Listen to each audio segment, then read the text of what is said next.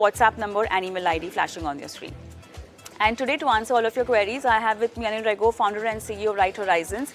And Anil, before I take up our viewer queries, we'll be taking up Dev's query. Just before that, since in the previous segment I was talking about how people with no HRA are shifting to the new tax regime where they have an added benefit of NPS going on. I just want your take, on these aspects, because there has to be a certain kind of criteria why you should be considering shifting to the new tax regime. Strategic financial planning is one of those very crucial reasons. Now, according to you, what strategies can employees adopt to maximize the benefit, in terms of getting enrolled as per the new tax regime? Because it's not only the money in your hand that you're getting, if you've been in the old tax regime, you are used to forced saving, it gave us some kind of a discipline. How do you ensure that you stick to this when you are in the new tax regime? Yeah, so I think one of the most unfortunate things about the new tax regime is that it doesn't incentivize savings. Okay, and if you step back to a lot of maybe our generation and earlier, the current thing and earlier, right, where we had tax savings, and a good reason for us to start investments was always that tax. Okay, so all of us got introduced to mutual funds through the ELSS scheme, right? And then we got introduced, and then we started looking at other options. Now, I think this is the unfortunate part. While you simplify, you miss out on being able to invest. Now, at the same time, I want to be practical, right? That yes, you need to see if you can save higher taxes, and if the new tax regime helps you save higher taxes, to that extent, ideally, the discipline that we require on our side becomes very, very critical, right? So you from your side as an investor need to say, you know what, I will save, say, anywhere between 15 to 20%, say, of my take home, and I can do it through mutual funds. And even though, there's no tax saving, I think it's still good to do it. Uh, yes, if you have a house and you need to compute it, and in the home loan and stuff, then you may look at the old tax regime. But I think today, in most cases, the new tax regime is likely to be more beneficial. So I would still take advantage of it, but then you have to be very disciplined to ensure that you have savings. And just to give you an example, for all of us, I think tax was the starting point. But then, once you get into a savings habit, then you start looking at other options. The good part about the younger generation is they are also more, informed. So to that extent, they are aware about mutual funds and the availability of information, the popularization of the popularity of, let's say, SIPs, etc. I think is something which is good. So I'm hoping that we are disciplined enough to take advantage of things. One more question, since we're talking about strategic financial planning, and you're a master over here, I also want to understand now for employees, who are earning between almost 12.75 lakh to 14 lakh. Now, how would you recommend, how can corporate NPA's contribution help in maximizing their tax liabilities over here? Yeah, so rather, I think how to optimize, the tax liability, right? So I think uh, it is NPS is definitely one tool that corporates can use. Okay, and I think from that standpoint, both in terms of ensuring that your basic is there, so as high as possible, and to that extent, you also are able to take a higher NPS. In fact, that's something that we are doing in for our own employees. So I think that is something which I think companies can take advantage and help employees. One last question, and then later on we'll move on to our question answer session.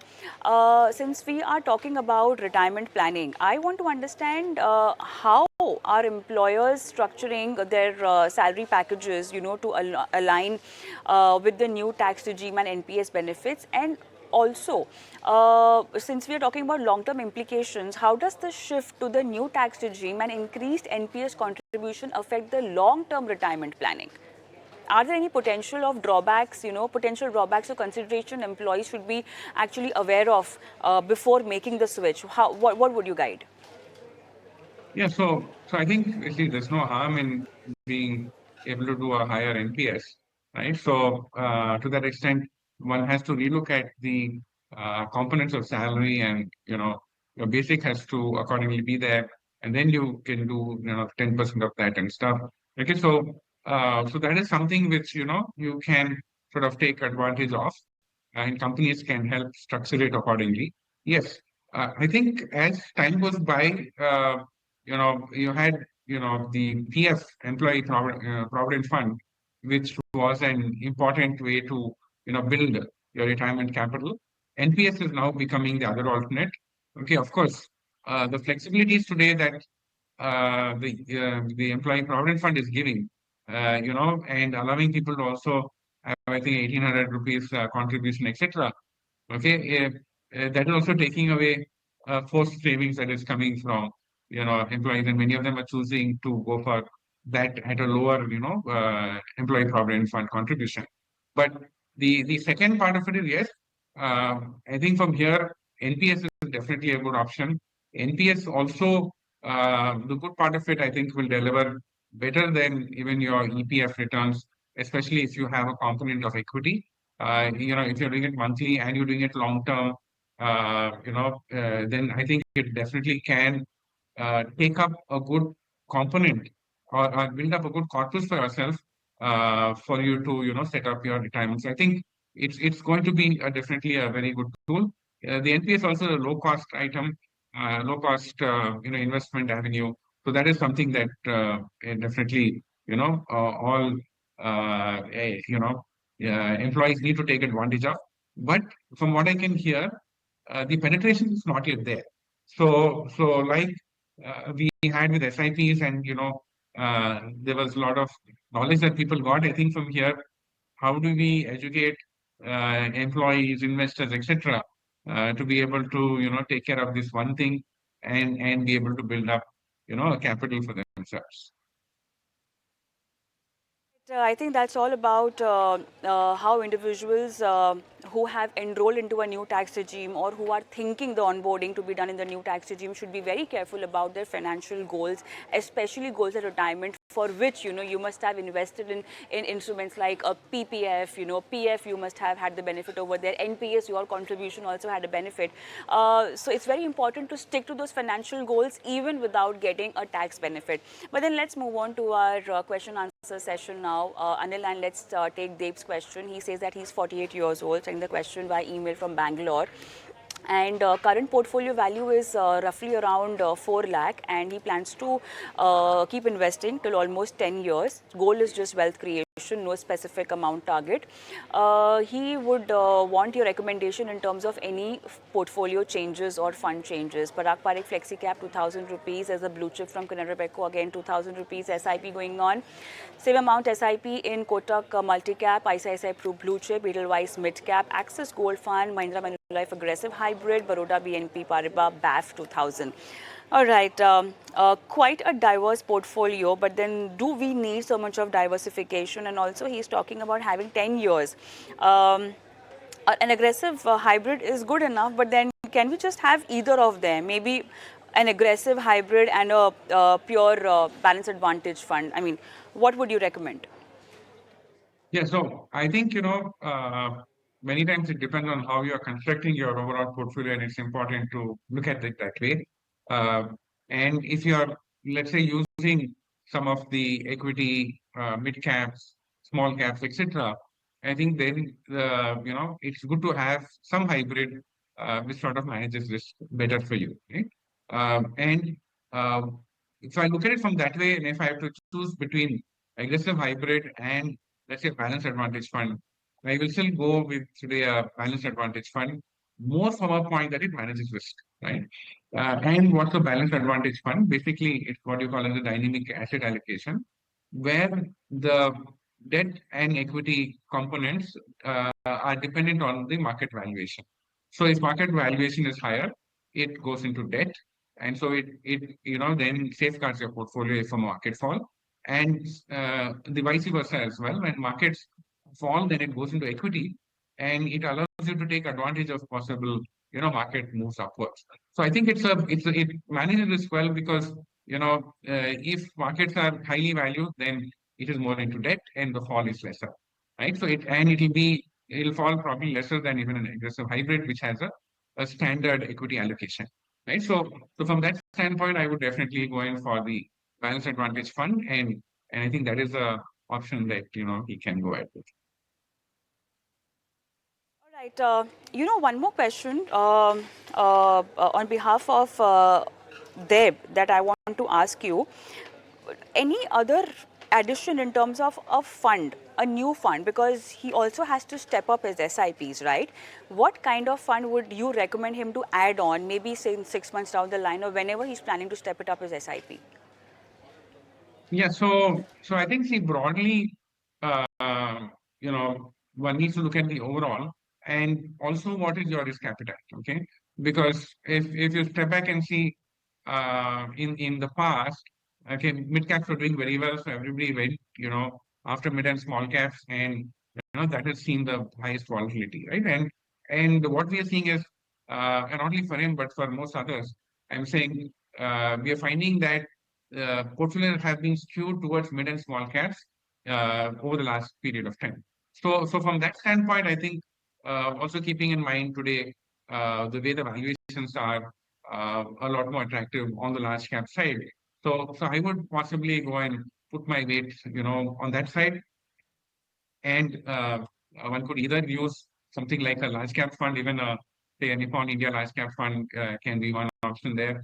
One can also go back and say, okay, if one wants to just not be very active, then one can go back to a flexi cap fund, and possibly there a product like flexi cap. The only point to him is that there's no point in adding too many funds. Okay, so it's possible that you may just go back and add weights to funds that you already have. All right, let's take Mr. Nag's question now. This is again via Hyderabad. And he's planning to hold on to his mutual fund portfolio for 15 years, expecting 2.5 CR. And okay, a weekly SIP from Jan 2025 and stopped SIPs after Nifty crossed 23,200 levels in April.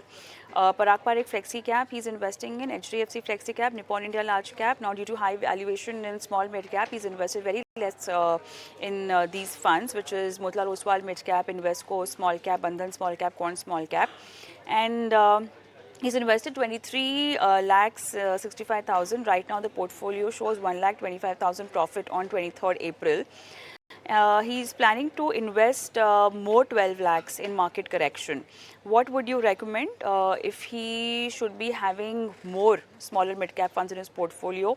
Are they all aligned to his financial goal? And can he also move some money in large and flexi caps, from large and flexi caps to small and mid caps to achieve his goals? I don't know why he's so obsessed with small cap and mid caps. I think that is one theory with most of these people, or at least our viewers. When they send us a question, they just have mid cap and small cap in the portfolio. And Mr. Nag is also trying to time the market. I don't know whether there was any reason for him to stop his SIPs. I do not have him on the phone line because I really want to ask this question to him. See, being a direct stock investor, you try to time the market, you want to stop your investments, you want to stop your SIPs, it still makes sense. But when you are a mutual fund investor, the strategy is totally opposite, Anil. Where all do you think Mr. Nag has gone wrong? Yeah, so I think, let me say, where all maybe he can look at certain perspectives rather than saying what he's gone wrong, Okay. right? So Yeah. so I think one of it is definitely I wouldn't stop an SIP, right? Because it's very difficult to time it. You may get it right sometime, but a lot of the time, you may find that marketers run away and you missed it out, right?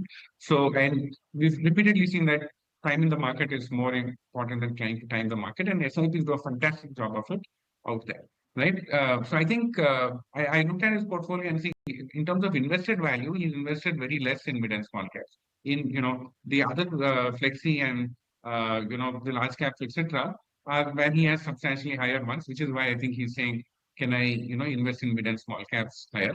So I have no issues with that because it doesn't make sense. He has some of them at 8.5 lakhs, and some of the funds at 20,000. So it makes sense for him to also add up to the mid and small caps. And since there's a correction, it may not be a bad idea from here.